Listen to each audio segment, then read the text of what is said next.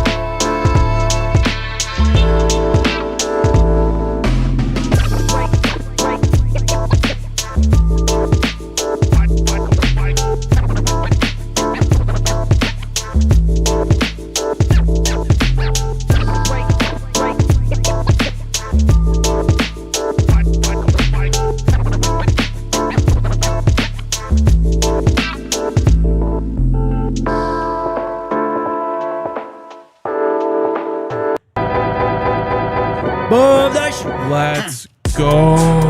Yes, sir. Welcome into the Toyota Lounge, driven by your front range Toyota stores. It's DNVR Buffs Live. Lots to get to today. A position battle. Lots of to takes on a lot of stuff too. Yes. Your projected starters survived one day. It did survive one day. Yep. Scotty's too. Yep. It's all done. It's over. Good run though. Thank you. Until next January, I guess. Yeah. What did we do, 4 this year? Or did we do just We did 3. We did 3. Yeah, we like that one. I mean, the people Gets the like people it going. too. Yeah, exactly. Today on the show, we will play fill in the blank. It's back. We'll talk about the SEC playing 9 conference games, maybe. Shedeur and Dillon Gabriel. We'll get to pressers and everything today. Do you want to start with your take on the student section? Wherever you want to start. All right, let's start with projected starters, actually. Okay. Because this will lead us into media today. Either side of the ball, Dion, whichever one you want to pull up first. But Scotty and I went through this. We did get your, you were the tiebreaker for a few of these. Yep. But, so offense is first here. I don't think we disagreed on anything here. No. We did. There are technically 12 players, yes. But DeKalen Taylor just has such a role that he's almost like a starter in himself. Yeah, first of all, I got a laugh out of someone who either responded to yours or Scotty's and was like, damn, too many men on the field, first play of the season? That sucks. Yes. But, yeah, I was thinking about the same thing for the Broncos today with Marvin Mims. So, like, Marvin Mims is a starter, but at what position? And I feel like the same thing is true of DeKalen Taylor. Like, first of all, we're going to see a lot of this backfield that you're looking at right there. But obviously, if you do that, you got to take one of the receivers off. Right, and I'm not going to make 2 graphics just to... Yeah, so that is a interesting one where you just say, like, yeah, Trackhawk is out there, but it's not the starting running back. Maybe. So I like the thought there. That one is perfect. All right, perfect. Shoot, we'll take that. Defense, Perfect. Yeah, we're already wrong. Tyreek Davis will not be starting at outside corner. We'll get into that very shortly. It's between R.J. Johnson and Teon Parks, though. Otherwise, what do you think? We got Sammy Sachs there. Yeah, that was one of the tiebreakers. You had Quincy Wiggins. Can't go wrong with Quincy. But I went with the incumbent in Sam getting the, getting the first nod here, and so did Scotty. That defense just looks so great. Can we go back to it? Doesn't it? I just think you're so strong in so many areas. And shout out to Jordan Seaton for getting the ball rolling on the Reggie Hughes hype train, because until then, I wasn't necessarily sure how to feel. We knew that both of these guys were very disruptive in getting into the backfield, but we hadn't heard necessarily a lot of like hype. And ever since Jordan said that, for whatever reason, there's been a lot of Reggie Hughes buzz. Yep. And that makes me feel a lot better about that group. And I like French too. But you just look at that entire setup and say that is formidable. And then you remember that Robert Livingston is coordinating that defense, and it makes you really excited about what they can do. Totally, man. Reggie Hughes' name came up again today. Excited we will to hear get about to that. But anyways, yeah, I mean, I agreed with Tyrekus Davis. But it's hard to know in watching well-off videos or other videos from out at practice, like where guys are lining up. We just see them make a play and, get excited about it. But the general idea, at least that we thought was originally, would be that he would play inside for the Buffs. Mm-hmm. And it sounds kind of like that's more their vision for him. Yeah, so Kevin Mathis basically called him the dime today. Yeah. So, well, let's get into the CB2 battle. Here's what Coach Mathis and also Preston Hodge had to say about that battle and what Coach Mathis is looking for when picking a starter.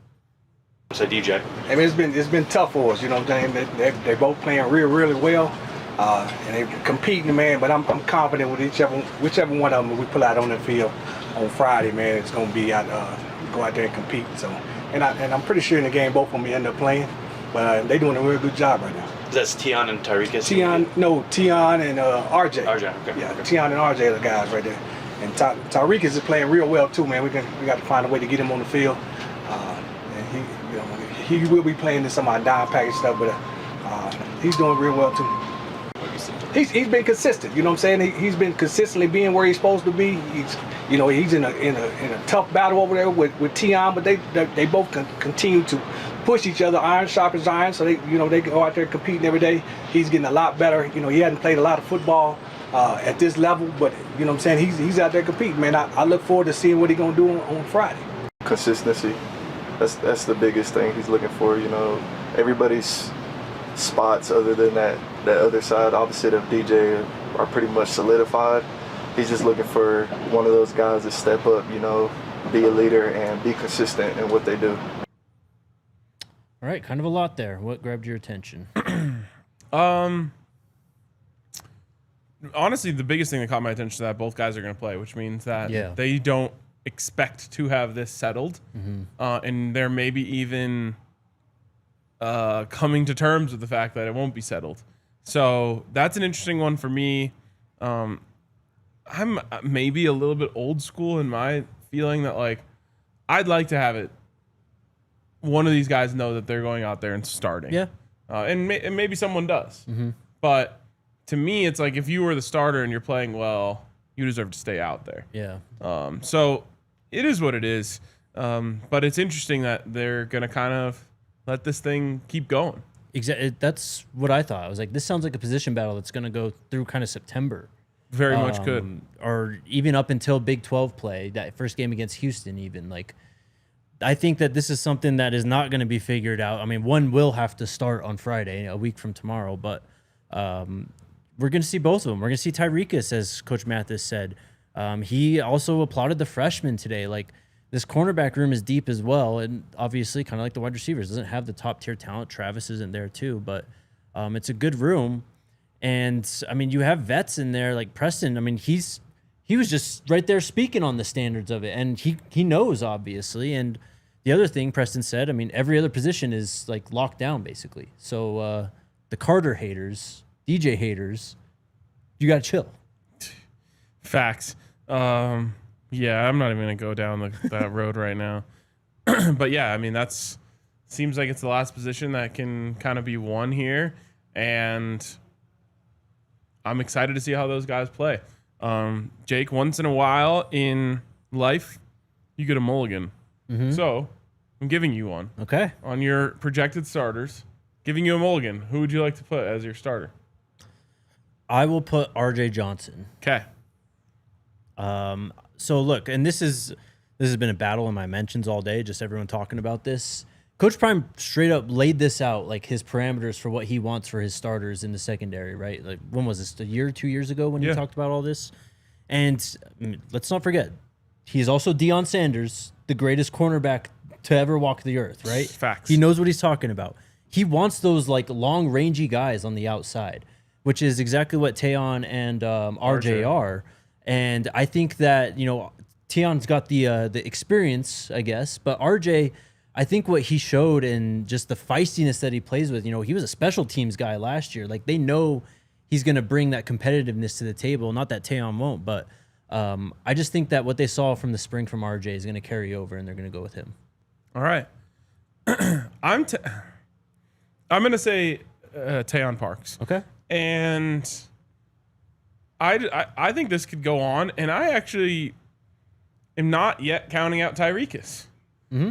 Despite what we just heard on the podium, I think that there's a chance that as things kind of progress and things are mixing up, like he could play so well that they just say, okay, we're throwing out the archetype and getting him out there to play. I mean, that's kind of why we settled on Tyrekus in our starters. Yes. So I mean, he's had a great spring or a great summer, and we are going to see him quite a bit on the field. We're going to see a lot of rotation on the field in general, honestly. And is it surprising to you that there's a position battle at cornerback of all positions that is dragging on this much under Coach Prime at Colorado? I don't think so, actually. Okay. I think he wants to make sure that, like, and again, the word of the day was consistency. Preston mentioned it. Coach Mathis mentioned that's kind of what's going to determine who wins this battle. And it's just one of those things where I think you can exhaust yourself with maybe too much data, like with a position like that. But also, like, you have one of the best receiving cores that you're probably going to line up against all year. So just probably number one. Yeah. So keep rolling through all the different, speed styles, size styles that you have. Just keep on rolling them out there and just see stacking days, who actually does the best overall against all of these different types of players that Colorado has. Totally. So, yeah, we'll see. That's something that will take a while. But Preston was great on the podium. We'll get to him a bit later. Coach Mathis, though, here's him. Really quick on the cornerbacks. I've seen a lot of momentum or chatter about moving Preston to the outside and playing Tyrekus in the slot. And that could be a good idea. But I just want to remind everyone that when Travis Hunter was injured last year in the K-State game, Preston was forced to go outside, which obviously wasn't his natural position. Mm-hmm. He got beat on a perfect throw, and everyone freaked out and said he should have never been out there, et cetera, et cetera. Right. So, no, just putting that out there. I mean, people do forget about stuff like that, but that is, and he just played there. That's where he's played for so long. Like, that's his position. Yeah. And it's where he projects in the NFL. Yes, exactly. And that's what this is about, is preparing these guys for the NFL. Now, it's also about winning football games. And so I think if the coaching staff felt strongly that moving Preston to the outside and playing Tyrekus in the slot would help them win football games, I think that would be the ultimate decision. But remember, if you are going through the program archetype of NFL factory, you want to play guys where they're projected to play at the next level. Yeah. And again, like, Coach Prime likes the lengthier, taller guys at cornerback. Like, I can't remember the exact. Did he say 6 foot? Yeah, I think so. I think he mentioned being 6 foot on the outside. And I mean, I'm just gonna trust him when he says stuff like that. Like, and I think Kevin Mathis would probably agree with that. Robert Livingston, like, this isn't like some dispute they're having day to day. Like, they're probably in full lockstep. Like, if Preston hasn't been moved outside often with the first team in these practices that we've seen, and they don't feel like that's where he should, settle in for week one, like, why would you force that? It makes no sense to me. So totally. And Lucas in the comments said Preston played outside at Liberty and it was phenomenal. Stop it, RK. Stop what? All I'm doing is reminding you guys of when everyone crashed out because a perfect throw got dropped in the bucket. Also, that is a lower level too. Well, for sure. But, like, I think Preston could do great outside. Yeah, he probably starts outside for a ton of teams in this conference, in the Big 12. For sure. So, but again, he does project inside at the NFL level. Mm-hmm. Yep. All right, let's take our first break, and then we'll get back to the rest of what was said at media today. Shout out to our friends over at American Financing. A lot of folks out here that want to move out to Colorado, right? And you could do it like me, maybe a temporary solution. You got to get yourself a home, though. Colorado's a place where you get yourself a home. And our friends at American Financing make that all possible for you. We are now Colorado royalty for now doing this read, right? Oh, yeah. So, hell yeah. But, yeah, they've got you covered. We're officially in a buyer's market, which means which means you've got the upper hand. More homes on the market, competition is down, and there are some serious deals out there waiting to be taken advantage of. Whether you're a first-time buyer or looking to upgrade or downsize, now's the time to get pre-approved at American Financing. Them, along with their partner, American Home Agents, can help you save an additional 1%. That's up to $10,000 on your home loan. If you've been sitting on the sidelines, it's time to step in, and American Financing is the place to start. Don't let the 20% down myth stop you. You could buy a home with as little as 3% down. And with down payment assistance programs available, getting into a home might be easier than you think. Hit them up, 303-695-7000. That's 303-695-7000 or AmericanFinancing.net, NMLS 182334, NMLSConsumerAccess.org. Also, shout out to the amazing friends over at Taco Bell. Man, I've been on a run with Taco Bell. Now that they're, like, I've always loved Taco Bell. Now that they're supporting us, it's hard. I'm going to have to, like, calm down. How many buff, like, boxes do you have in your house? I throw away my trash after I use it. You're not saving the cups or anything, bro? I These do are collector's items. I am saving the cups. Okay. I am saving the cups. I also heard someone in the comments, I think it was from a Bronco show, who said they just went and asked, like, I'll pay for 5 drinks. Can I just get the 5 cups or 4 cups? Power move. Yes, I love it. I love that for them too. Anyways, shout out to Taco Bell in the Buffs box. The best deal in food, which is another reason you're going to want to eat it. Cheesy to Gordita Crunch, beefy 5-liter burrito, Doritos Locos Tacos, cinnamon twist, and a large fountain drink for $7. Throwback fast food. When fast food used to be actually cheap. Yep. That's what we're throwing it back to with Taco Bell here. So shout out to them. Go check out a Buffs box at a Taco Bell in the Front Range today. Shout out Taco Bell, man, and American Financing. Okay. Next from media, this is actually about Preston. He's had a great offseason. We heard that a lot about him. We talked to him at CU Media Day a couple weeks ago, and he spoke about that. But this is Kevin Mathis and Preston just continuing more along that lines. What Preston has done to really emerge as a leader for this team, and also just Preston on what it meant to get that extra year of eligibility. Man, I'm excited about where it can go. He's been doing a great job of being that leader that we need in that back end. Him and DJ both, man, have stepped up tremendously. They leading that DB room and they leading the whole defense, and not just by their actions, the way they playing on the field. You know what I'm saying? Leading guys, you know, in the film room and things like that. Preston has come miles and miles away of how he's practicing and how he's approaching this year, and that's, you know, that feeds on the rest of the guys in that room. God blessed me with another year this year, and I promised myself that I wouldn't be the same Preston. So I decided to switch my number up to number 4 and just be a better version of me, which is step out my comfort zone and try to be that leader, you know, try to be that dog, and that's what I've done this off season. Ecstatic, excited. I have a son and a wife at home, so once I saw that, you know, we went and celebrated. It was a blessing from God, and I wouldn't change it for the world, how anything went down. I hope you guys are ready for Preston, because that dude is going to put on a show this year. Yep. Like, he said that to us. I think it was on or off camera. I think it was on camera. When we interviewed him, which was, God bless me with another year. So I said, you're not getting the same Preston. Yep. And, you know, there's a potential that came a little bit on the heels of, like, getting feedback from the NFL about where he stood there. And I just, you know, I've seen people with that look in their eye before of, like, I will not be denied. I am going to take all of my shit to the next level. And good things happen when someone gets in that mode.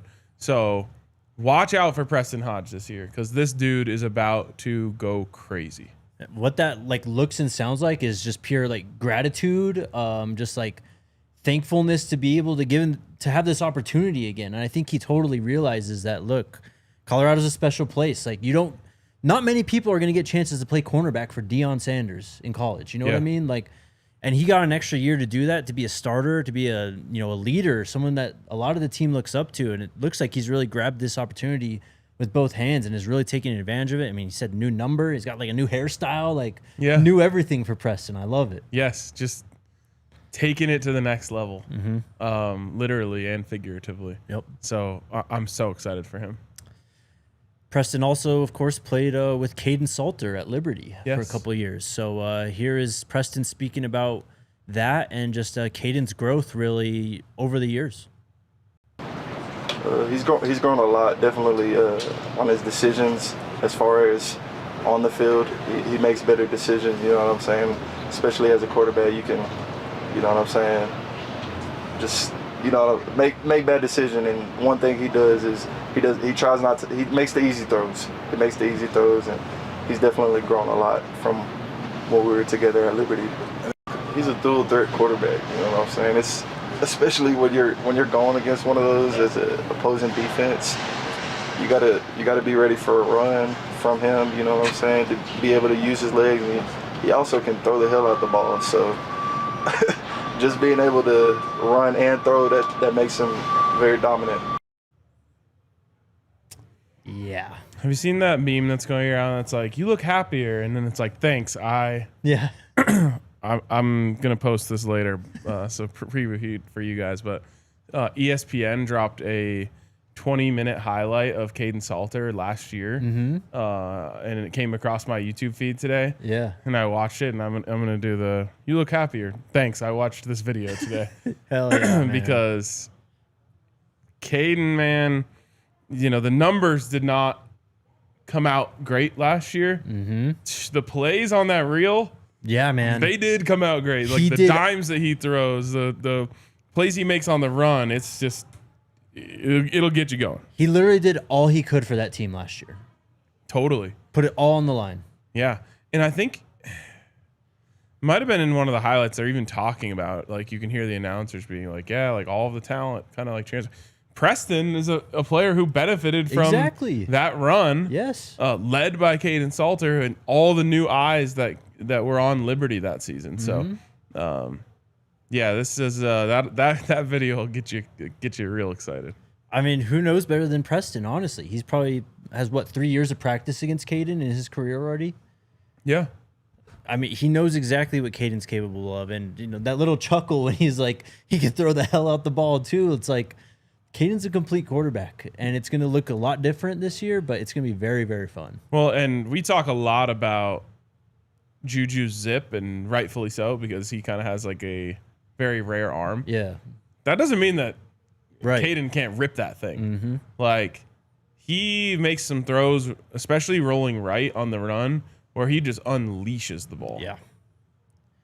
He's got a cannon, man. Last thing from today, just here's a bunch from JB. JB is one of those guys who's been here 3 years. So him on, comparing this camp to the last few years, what he's seen out of the linebacker room, and also just that decision, when he withdrew from the portal to come back to Colorado. He spoke about all of that. This is the best one I feel like overall. Yeah, a lot more team oriented. Like everybody bonding together. Like as soon as practice over, we all going to do something together. Whether we're going to the D-line house, DB house, we all hanging together. Together. Oh shoot, them boys the truth. Reggie, y'all know, I all know Reggie Hughes, the truth, man. Coming in very athletic, fast, gonna fly to the football. Then you got French, very instinctual, making plays. His blitz is amazing, and he all in the passing lanes. Then you got Sean, instinctual too. He's very efficient with his steps, and when he coming down, he's striking the block. I feel like the team is very hungry, especially in that receiver room, to prove something that they can take that step up and fill those shoes of your LeJontes, your Jimmys, your Will Shepherds, and your Travis Hunters. They want to take that chip on their shoulder, like Lil Quentin, all the freshmen that came in, all they wanted bad. I mean, you have to be. What the year before that, what was they saying? Oh, we don't have the O-line, we're not big enough, and you see what we did. It's always going to be something, so you got to use it as fuel.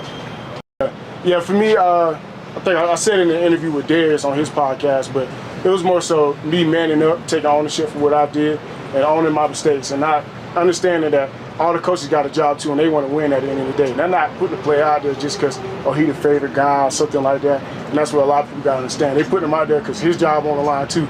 So if he trusts him to go out there and do his job, that's who he putting out there. And I got to do my job and trust myself to do my job. And that's all that was. Again, the talk having with Coach Prime, Coach Hart, was understanding, like, take my emotions out of it and understand the real of what was going on. And I needed to be better. You know, if you close your eyes, you almost could see talking right there. Coach Hart.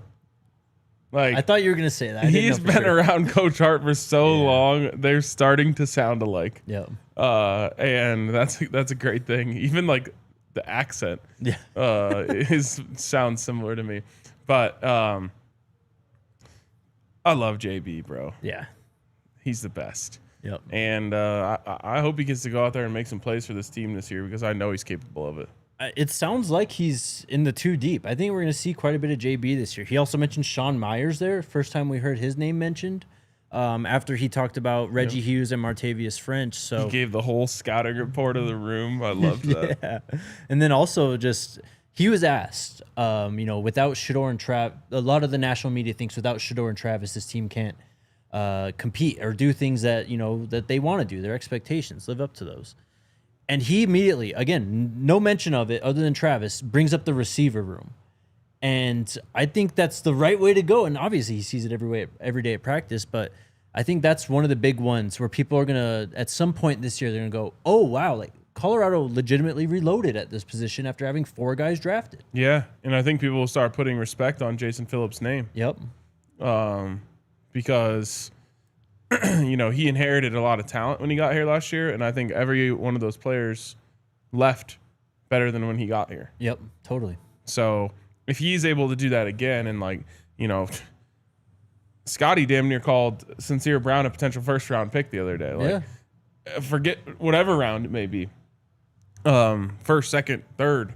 Sincere Brown comes here from Campbell University and puts up stats and goes early in the draft. And then, these other guys, Amari and Miller, who knows if he goes after this year or stays for his final year. Again, Jason Phillips is going to start making a name for himself and make Colorado an even more of a destination for these types of players. Totally. And I think Isaiah Hodge is really the big one to look at. Everyone's going to know Isaiah Hodge's name this season.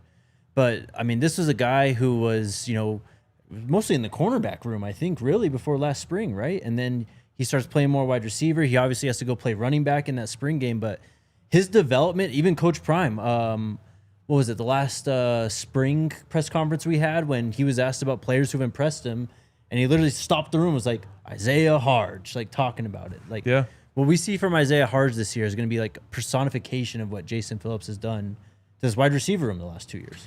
Well, and I mean, the creativity that is available to Pat Shurmur is endless because you have Draylon Miller, who's another wide receiver who can line up in the backfield. Yep. And you have Isaiah Hodge, who's a wide receiver who can line up in the backfield. And if you want to go with these 2 back sets, you can get super creative with what personnel you put out there because you have these receiver running back combination players who could really make it tough on a defense to match up. I mean, you could go in the backfield with Isaiah Hodge and Draylon Miller. Or DeKalen Taylor. That's a given. But right. You could line up both of those guys, and then you have 2 wide receivers on the outside. Well, now you've got the defense trying to figure out what the hell they're going to do because it's a 4 wide receiver set. And if you want, you could just hand it off to one of them. Yep. So this stuff gets me going, man. I love it, bro. Me too. I wish I could get in that room and just talk offensive design. Yeah, totally. That's media today, man. That's the last media session of fall camp. Next week is game week. Game week, man. We're 8 days away. Yep. DJ McKinney days away. Yes, Dara sir. O'Neal There you go. days away. So yeah, the team will Salinesi be days away. There you go. Team will be practicing I believe the next 2 days. And then it's obviously shifted up a day next week with the game being on Friday. So maybe they get Saturday off. I don't know for sure, but cool. Also, shout out to Mr. Proctor. Yeah, rocking shout with out us. Pops. Appreciate you, man. Even with Scotty not on the show. Yeah. Shout out Scotty, though. He's out having fun. All right, let's take our next break. Man, all this talk about football season and everything, it's just time to get back on Bet365 and get ready to take advantage of all the great offers that they will have for you this season.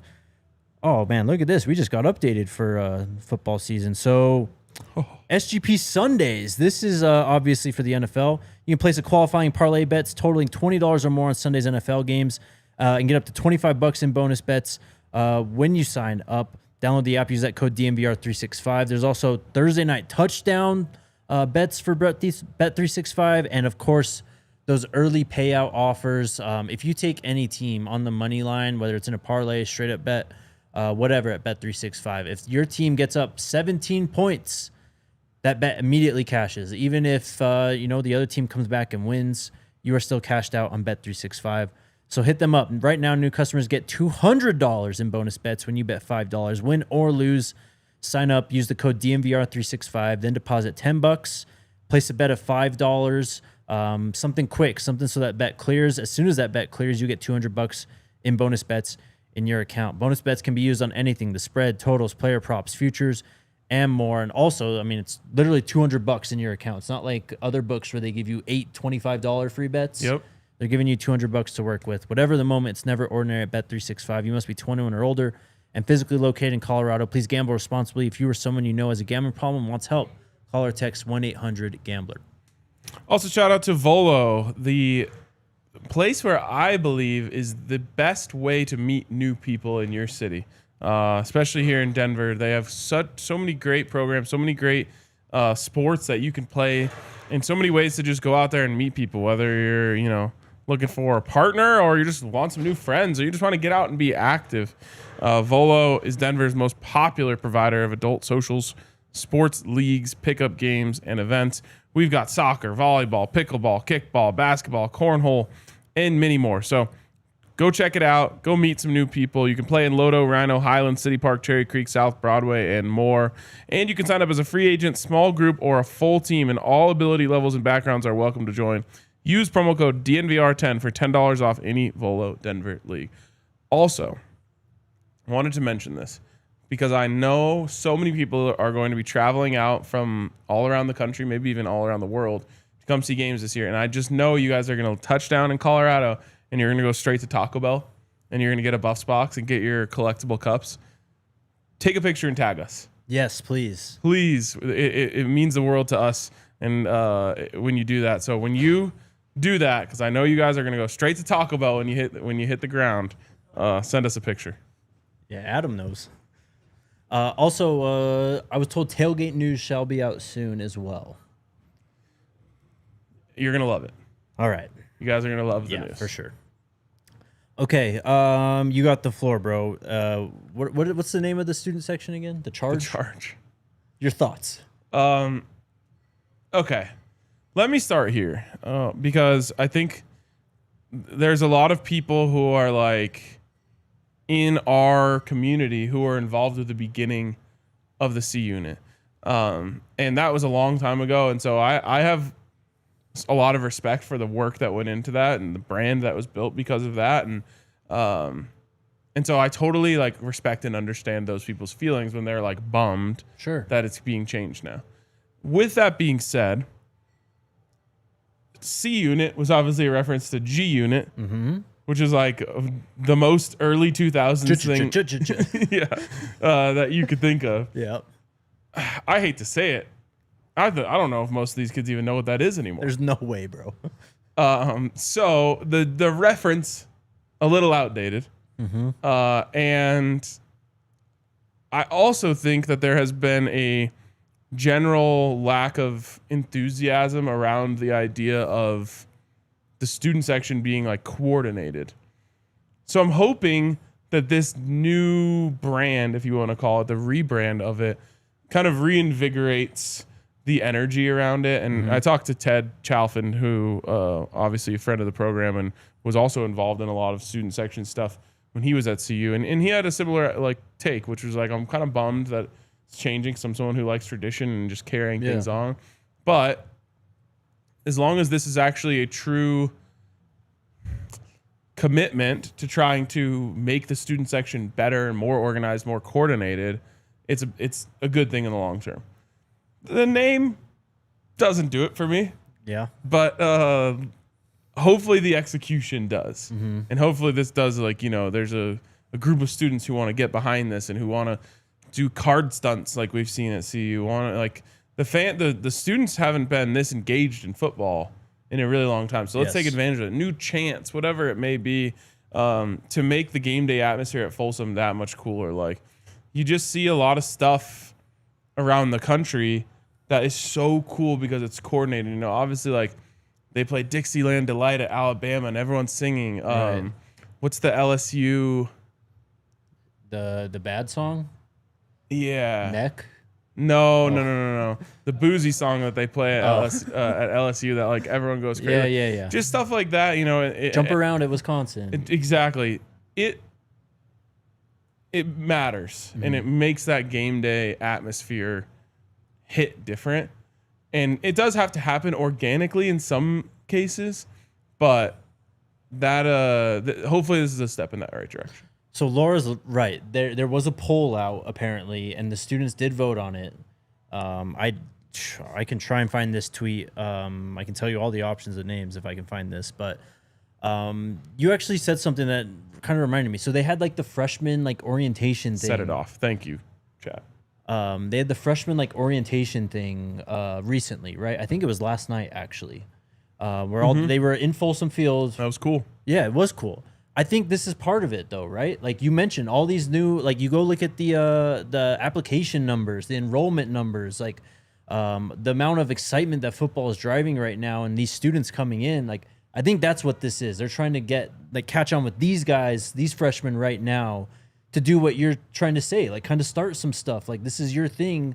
Now go, make what you want with it. Totally. That's exactly it. Like these students need to take ownership over this, and hopefully it catches on, and like then it becomes a new cool thing that people want to be a part of. Like the brand of the C unit had lost its aura. Thank you, Dion.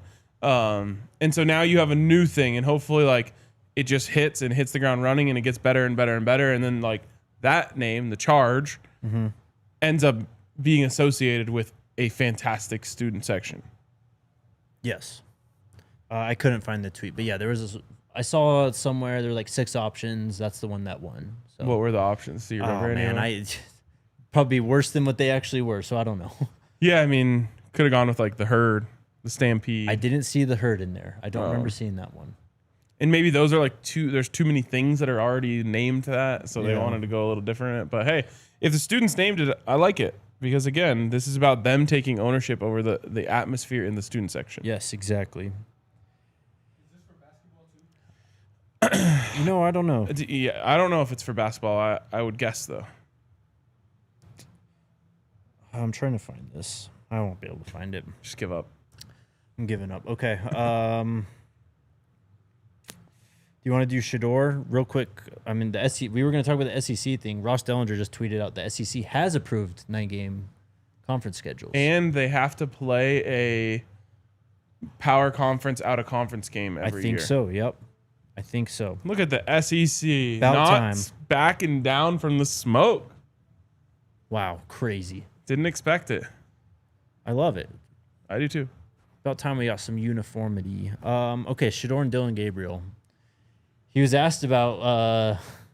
Did you talk about this with us? Were you on the show when we talked about Dillon Gabriel's start on Monday? No, because you weren't here. Yeah. Oh, you haven't talked about any of this with us. Yeah. So yeah, obviously Dillon says what he says after the game on Saturday. That goes crazy viral, of course. He says it wasn't pointed at Shedeur. I don't think it was. Gun to my head, I don't think it was. But, he kind of backs off the comments and all this stuff. I don't know. Shedeur's back at practice now, so I think they made him available today, and he was asked about it. What'd you make of it? And Shedeur, I think he did downplay it a little bit, but then he was asked, do you think... Did you believe... Yes. So Shedeur said that Dillon came up to him on the plane and said, hey, they're taking this out of context. It wasn't pointed at you. And then crazy follow-up. Yes. Do you believe him that when he said that? And he didn't say yes. So here's what I'll say. First of all, Dillon Gabriel had some nice throws. He also had disastrous plays. Yep. And then people are trying to like gaslight you into thinking that it was great, which is crazy. I know. I think it was. I don't get the vibe that Shedeur and Dillon Gabriel like each other. I don't think they do. Like I haven't seen them like doing like a handshake on the sidelines or like usually it's like Shedeur's with Flacco. Like I don't know. So I don't get the vibe. Like I get the vibe this is like true competition, not like friendly competition. Yeah. And so I think that Dillon was taking a shot. And I think that if he wasn't, I think Shedeur would have been happy to sit up there and clear the air, but I think Shedeur kind of thinks he was taking a shot too. Well, and so when we were talking about this on Monday, everyone was already making this connection over the weekend, but like everyone was saying like that's such a Dan Lanning thing to say from Dillon Gabriel. Yeah, for sure. You buy into that? Yeah. Well, 100%. I mean, we're talking about the originator of they're fighting for clicks. I mean, yes. So yeah, like. It is a very Dan Lanning thing to say, and it was just kind of a random thing to say. Mm-hmm. Like, who is he talking about if he's... Right. Who is he referencing that are entertainers and not competitors? Well, then again, he referenced, I was talking about y'all, the media. That's what he said after the game on Saturday. Well, guess what? Buddy. I had to think if I wanted to say that. You're more of an entertainer than us. I mean, facts, honestly. Like, football, sports... All of it is about entertainment. Yep. That's why we tune in, because it entertains the hell out of us. Mm-hmm. Not because it's some like gladiator, like blood sport where like it's life or death. Some see it that way. For sure, but it's about entertainment. Yes, it is. And so those two things are not mutually exclusive. Entertainment and competitiveness can go hand in hand. Yes, they can. Yep. And, you know, whether you want to point to Shedeur or Coach Pry or Travis Hunter or someone outside of our program entirely, like, there are incredibly competitive, incredibly entertaining individuals. Yeah. So Shedeur is back at practice. It was announced today that he will play in this weekend's game, but it sounds like Dillon's still going to play over him first. Mm-hmm. Dillon's still over him on the depth chart too.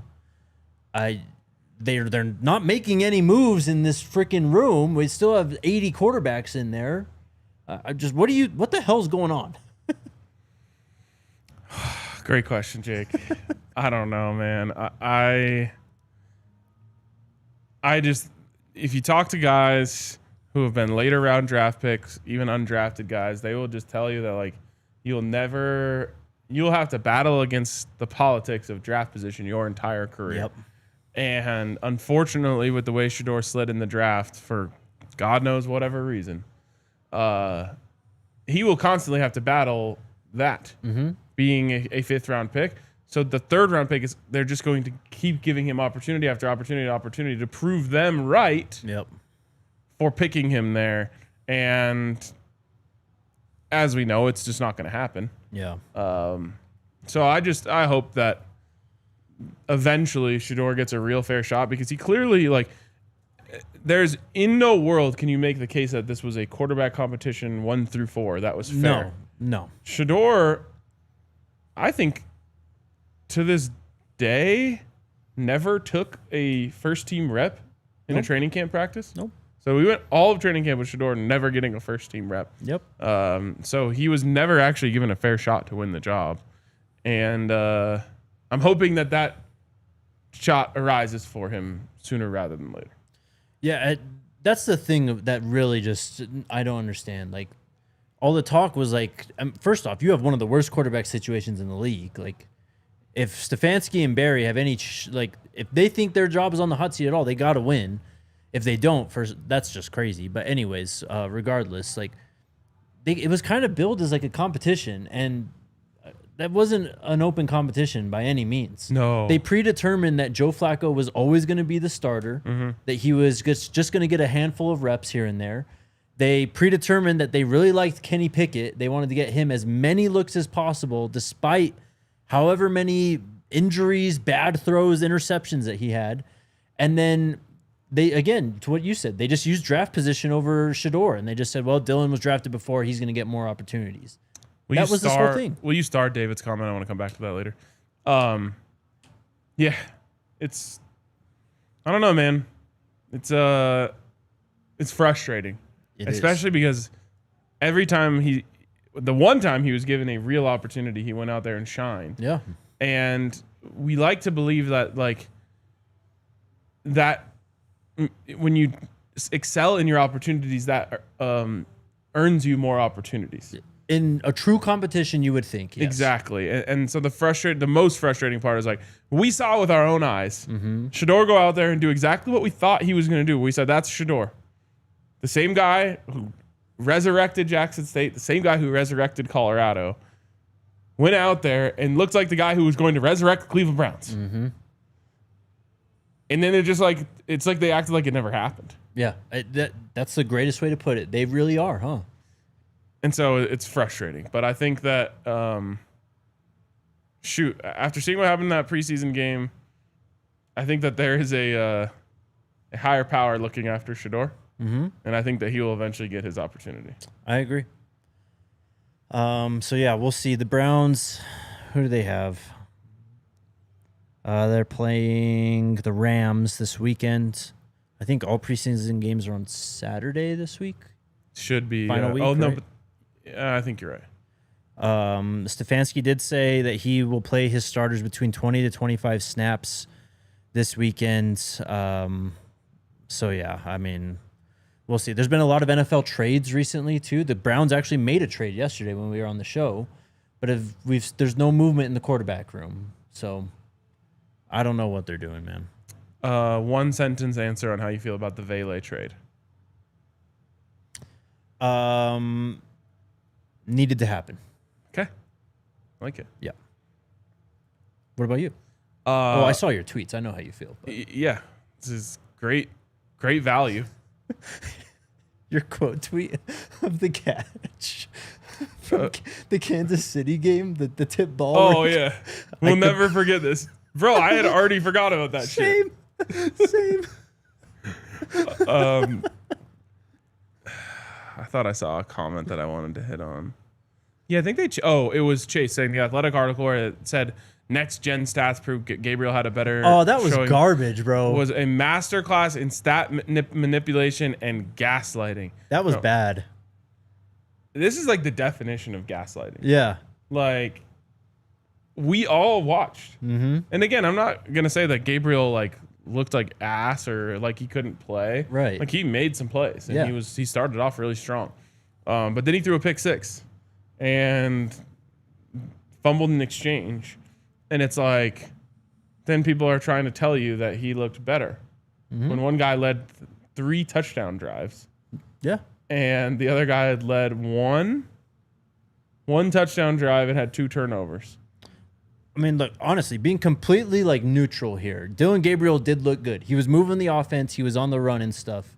Shedeur just attacked more of the field, which is what you want out of a quarterback. You want all the areas of the field unlocked for you. You don't want to have one quarterback and be like, oh, we just can't call plays that go this direction or, with this route because this guy doesn't see it. Like, Shedeur just opens up the playbook more for you. And this is why I don't understand why Stefanski keeps for lack of a better term, shoving him in the locker, just being like, we'll get to you later type of thing. It's like, if you want to, the most successful offense you'll have this year will be with Shedeur Sanders under center because he brings you the athleticism. He has the touch. He can make all the throws. And also, everyone in that damn locker room just loves him. Like, people are going to play harder for him when they're in the huddle with him. Totally. So we'll see what happens this weekend. Shedeur, we'll find out how many snaps he gets and see if he's given an opportunity or not. Fill in the blank. Ready? Let's do it. 5 of these things. First one, and whenever you're ready, Dion. This is kind of off-season, overarching, looking for the GT type of stuff today. Fill in the blank. The player who has surprised you the most this offseason is blank. Okay, surprise. So that has to leave room for I wasn't expecting this, right? Yes, because Omari and Miller didn't surprise me. He's doing exactly what I thought he would. The player that has surprised me most this offseason is Anquin Barnes. And I think that is a player who, I feel like I say this phrase a lot, but I really mean it every time I say it, can change the trajectory of Colorado's defense. Mm-hmm. Anquin Barnes kind of being pulled like a rabbit out of a hat and all of a sudden being a completely different player who's a difference maker on a down-to-down basis is just like, it's like found money. It's just all of a sudden you are so much better off at that position than you would have been if that didn't happen. So really impressed with Anquan Barnes changing his physique. Even it feels like he's changed his approach to the game. So I'm stoked for him. Because Scotty's not here, I'll just mention Trackhawk. Yep. I mean, I figured he would have an impact. I never thought he'd have this much of an impact this early. Yeah, I mean, he really does look like Dylan Edwards, is back on the team. Yep. And I've seen some stuff that he does that I don't even think I've seen Dylan do. So right. I'm making a promise. It's the last time I compare Trackhawk to Dylan Edwards. There you go. Love to hear it. Now Trackhawk is Trackhawk. Hell yeah.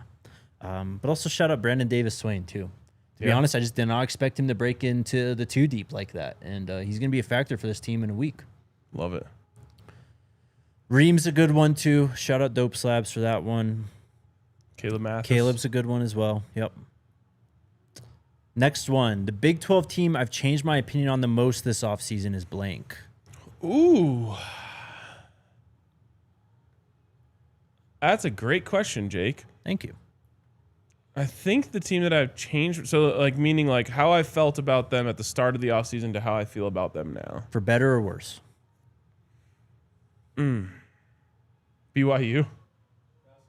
Yeah, shoot. Yeah, that would be the right answer there. So that's my negative regression there, and then I think that's a double negative. Anyways, the other one I would mention is Kansas State. I think I've really become a believer in Kansas State over the offseason against my own wishes. All right. I will say ASU. I just remember watching that playoff game going, damn, this team looks so good. And then, you just start thinking about losing Scattaboo and just how much, when you actually think about that, not just like think about it once, but like truly ponder that, think about it, like we did over an offseason, multiple questions shows like they really are losing a lot. And I just think that is really going to hurt them. Like I almost didn't completely buy into that narrative early on, but now I'm just like, yeah, that's so much production and leadership and grit you have to make up that you just can't find lying on the side of the street.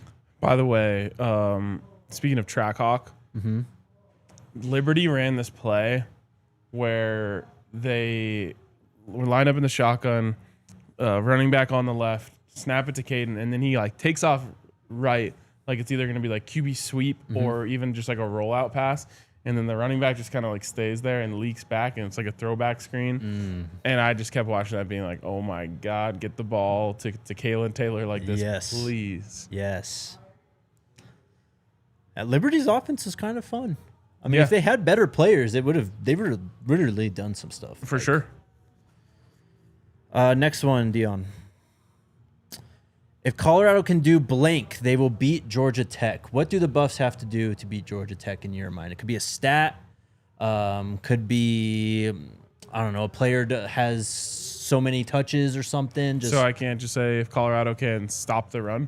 You could say that, sure. Yeah, that's it. Okay. If Colorado can stop the run, they will beat Georgia Tech. And if they can contain it, they will beat Georgia Tech. How many rushing yards would you feel comfortable allowing, still saying Colorado wins? Throw a number at me. Like, I don't know. So what, the national average we keep talking about last year is 155-ish. Georgia Tech was obviously a plus team. I'd say they were probably around 180. They probably had games north of 200 for sure where they were really rolling. I'll take 155. Okay. If you gave it to me right now. And that's not to say that they don't have good receivers, because they do. But I just think if you can make them one-dimensional in that way, you'll win the game. The other one would be sustained possessions. So my answer would be 25 true rushing attempts. I'll even count a Caden Reed option as a true rushing attempt.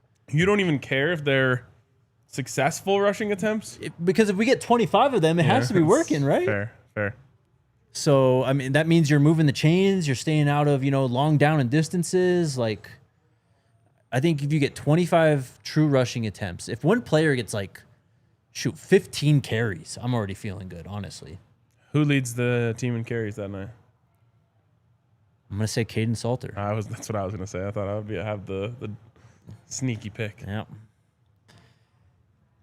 Stop the run, convert third downs, force GT to pass. That's a good one, Duran. Force GT to pass for sure. All right, let's go to the next one. Blank may not be a factor in September, but will be by the end of the season. That's interesting because I think that this player will be a factor in September, but they will be a bigger factor at the end of the season. Okay. Actually, I'm going to go a different direction. I'm going to go a different direction today. May not be a factor. I have an answer. Q for 6. Okay. And I think he will be a factor in special teams. Mm-hmm. But I think he factors more into the offense in September or in December. Yeah. Is that what it was? I'm going to say Cam Michael. And it's because he's hurt. You're just not going to see him early on. I truly think that he's going to play a factor on this team. And that conversation we had earlier, RK, about Draylon and Isaiah Hodge playing running back. Like, if, they are ending up being, 2 of your top 3 wide receivers or whatever, why not have Cam fulfill that position? He's the fastest player on the team, too. Yep. A couple people said Juju. Yeah, I mean, I think Juju will be a factor in September, though, still. That's a good one as well, yeah. Q for 6, a person or situation, Miss Dawn, whatever you want to take with it. Someone said weather. It wasn't a bad answer. Special teams. Dallon's a great answer, Laura. Yep. All right, last one here. Blank was the most over-discussed storyline of the season. Either CU-related or prior. I have an answer, again, if you want me to tell you mine. Mine is the quarterback competition because I think the plan was always to play both of them. Yeah. Now, I will say I think that in a way, Caden won the starting job, at least so it seems. Mm-hmm. So I guess there was some sort of competition to be had. Yeah. But I do think that there was pretty much a plan from the start of how they wanted this to go, and it has gone that way. It's a good answer. My answer is the revenue sharing era. If I had a time machine, I would go back to January and tell JK, man, everything's just going to be the same. Don't worry about the revenue sharing stuff. It's all good. Yeah, it is a big deal for the schools, though. It is. So they, I know they've put a ton of work. Mm-hmm. But in terms of the optics and how rosters are actually going to be built, it's not going to change much, it seems. Yeah. I mean, even these walk-ons are getting grandfathered in for the next 4 years too, Yeah. I just think that we were sold that this is a new era, like completely new thing, and it's just not going to be that. Yeah. At least early. Prime's health, I actually think it might have been under-discussed. Honestly, yeah. I can't believe that from the last time we saw Coach Prime on a football field, mm-hmm. or at least on a game day, he got and then beat cancer. Yeah. It's insane. That's insane. I thought about that one as well. That's a good one too. Miss Dawn mentioned to go back to the question before, something that won't play a factor in September that will later in the year. She mentioned the new turf. I think that was the most over-discussed, maybe. But the turf should be advantageous in the winter months. Yes. That was like the point of it, right? Yeah, I think so. That is fill in the blank. All right. The last offseason fill in the blank, bro. Crazy. Do you enjoy it? I actually do. Yeah, I love these every time. Me too. It's one of my faves. All right. Yeah, let's if you're watching on your television, we're going to wrap up the show. Head on over to thednvr.com and we'll finish there. Also become a diehard while you're at it. All right. To the Toyota chat we go. Super chats from East Coast Kev. Eric Dickerson was on a podcast and openly admitted that someone told him Shedeur was set up not to be drafted in the first place. All of the owners were told, do not draft him. Thoughts? Not surprised. One bit. Yeah, I mean, Jake's been beating that drum for a while. Yeah. No, especially after day 2, when it was like, he's really not a day 2 player. Like, that was, to me, the most obvious thing. Like, it may look, people don't talk about it now, but like that time, literally from when the draft paused after the 3rd round to the start of the 4th round, like that day was crazy. Yeah. Just dominated by Shedeur. People were legitimately asking, is this guy going to go undrafted on national television? Crazy. Insane. And completely undeserved. Yep. Again, from East Coast Kev, Jordan Seaton surprised me with the way he was running down the field, and I meant to say Eric Dickerson's source told him that NFL owners were told not to draft Shedeur. Conspiracy all along, for sure. I'm going to need a Jordan Seaton touch this year. We need it. That's what Coach Brown was yelling at him when he was running down. Yeah. He said, I'm going to have to get you the rock. Give me the throwback pass, that we've seen a lot of tackles do over the years. Maybe like a pop pass type of thing where he just leaks through the line. Bring back the Rick Ross formation with Jordan. Oh, God. But then you got to have someone else play left tackle. Run right. I don't care. Put whoever on the left tackle, run right. I like it. That just reminded me back to when he pulled in the Cincy game and he was, Jordan Seaton just killed a guy. Aloha Buff says, I'll be arriving in Denver a week from today. Let's go. What's the tailgate plan for Friday? Soon. I promise soon. We will drop the tailgate plans and you will be very happy about them. Yes. Very soon. Dave asks, what happens when GT goes too wide in big packages? Preston moves outside? It's a great question, actually. Pretty rare to see, though. Yeah. Like, we're talking 2 tight ends on the field. Mm-hmm. Shoot, that's one. I don't think I've ever seen Colorado do that in the Primera. Go to like a traditional 4-3-4. I haven't either. And 2, I don't think they would. I think they just kind of run their base and just take Preston off the field. No, they'd leave him out there. Oh, okay. I see what you're saying. Yeah. So, well, I hope not. I mean, maybe you do have a linebacker now in JB or Sean Myers that you can comfortably put in there. Yeah. I mean, ideally, that would be it. For sure. Next, yeah, go for it. I mean, I don't know. Keith asks, is Noah injured or hurt? I don't know, bro. I don't know. Kamada, CU is more athletic than GT. Will Coach Prime revert to passing ball more so than the run? GT is a smash mouth defense. Defeated Miami and Georgia respectively. Did not defeat Georgia. They did not. Yeah, they did not beat Georgia. CU must control the ground, not air assault. What do you think? I think that it's funny that we spent the whole offseason talking about run, and you come into this game where your best matchup is your wide receivers versus their secondary. Yeah. And it's why another reason why I expect Juju to get some action out there. So I do think they're going to sling the rock a bit. But it's also one of those things where it's like, if you can run against this team, exactly, you can run against a lot of teams on your schedule, if not all of them. Also, I think you have to kind of fight fire with fire too. Like, they're going to try and control the clock. I think you maybe not saying not trying to control the clock, but try to air it out could work to your disadvantage more so than it would. If you can run the ball, you'd be better suited yourself having some 8 to 10 minute drives your own on that day, because it'll just kind of balance it out. You'll still, you don't want to give away the ball too quickly. Keep your defense out there for forever. And in the end, like, the best thing that can happen to this football team is forcing opponents to bring their safeties down. And then you get Amarian Miller and Sincere Brown and Draylon Miller and all these guys out one-on-one. Yep. This offense is going to put some teams in some real fits with what they can do, man. 100%. Or out of fits. Yeah. To be more precise, yes. Yeah. What's up, Cam? Or where are you going? We already hit that one. Oh, that's Cam. right. So here's the student choices. David's got them. Ralphie's Rowdies, The Charge, Ralphie's Riot, Flatiron Fury, Buffs Brigade, or Keepsy Unit. Come on, tried bro. to tell you, bro. Come on, bro.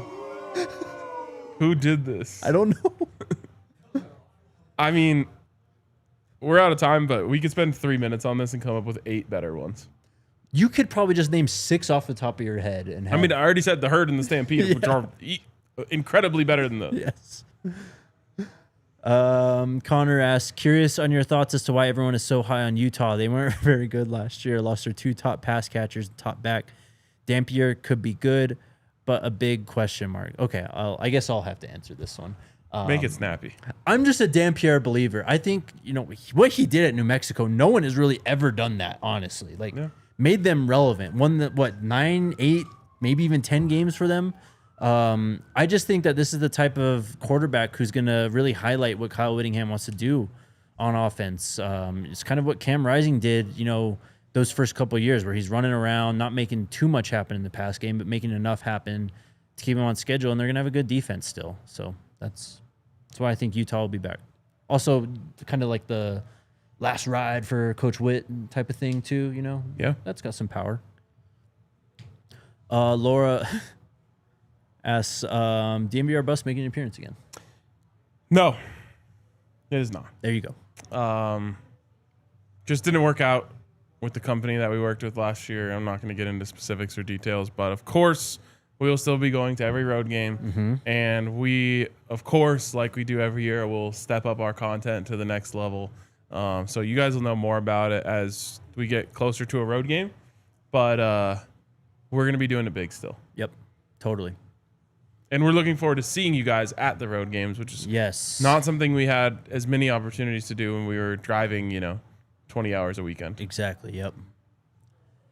Laura again with the super chat. I hope to see Nikhil Webb-Walker run out with Coach Prime at the GT game. They deserve that moment. And Ralphie better run like Seton down that field. 1 week away, guys. Long summer, but we made it. #SCO. Thank you, Laura. Let's go, Ralphie. Be the biggest surprise of the offseason. Yeah, hell yeah. We need it. Finally, JR Mack. Some bets are predicting GT winning by 2 touchdowns. Obviously, CU is being overlooked. We always will be until we aren't. Well, and we didn't talk about this. What JB said, too. Like, he kind of mentioned that when he was talking about it, when he was asked about that question. Like, first they said it was the offensive line, and then all this stuff, and now we can't run the ball, and now we can't replace Travis. So use it to your advantage. It's my best advice, honestly. Appreciate you, JR. Appreciate everyone. That was fun. Yes, sir. Tomorrow we're picking games, bro. Yeah. Yeah. Picking a football game. Yep. And then on Monday we could talk about football games we watched. Oh man. What a time to be alive. Insane. We'll be back tomorrow, y'all. Are you gonna be here at the bar Saturday? I can if you want me to. Well, you should, because it's the Broncos preseason game. Bo's gonna play. Okay. And Farmageddon starts an hour before that. Oh, definitely. So we'll have a watch along. You can hang out on that. Yeah, for sure. I'll be here. Come hang out with us this weekend, then. See you guys tomorrow. Let's go Buffs. We all silly like the mayor.